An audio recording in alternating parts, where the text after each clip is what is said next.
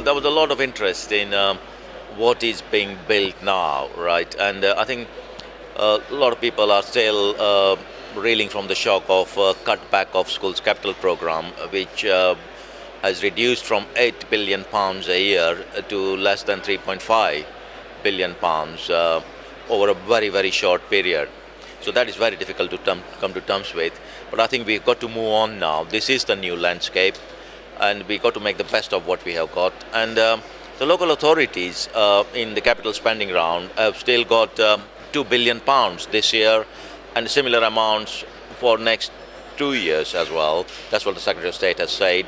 So it is still a reasonable amount of funding, and I think we ought to be thinking about how we can spend that money wisely and effectively. About 800 million is for the basic need for new school places, which could either be through new primary schools or extensions, and then about 1.2 billion is for maintenance and capital works as well. So one thing is very clear, that we won't be building a lot of new, completely £20 million schools anymore, right?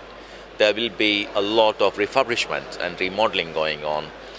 But I think there is a lot of scope for innovation in that how can you improve the learning environment in a school for £500,000 or something like that. And that's the challenge. And also, how do we bring down the cost of construction? Schools at £2,000 a square meter, I think those days are definitely gone now. And we are looking at building schools at probably £1,200 a square meter. So how can we do that is the big challenge. I think the PSF clearly struggled to deliver schools very rapidly. It was a very bureaucratic procurement process. It didn't deliver value for money. So I think it had to change, but sadly the present government, instead of working with the industry to change it, cancelled the program completely.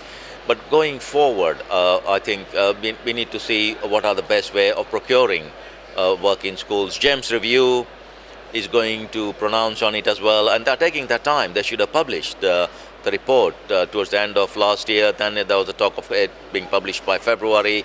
It still hasn't come out, so I think they need to get a move on and really publish the report, because everybody is waiting to see what their vision is and how things are going to go forward.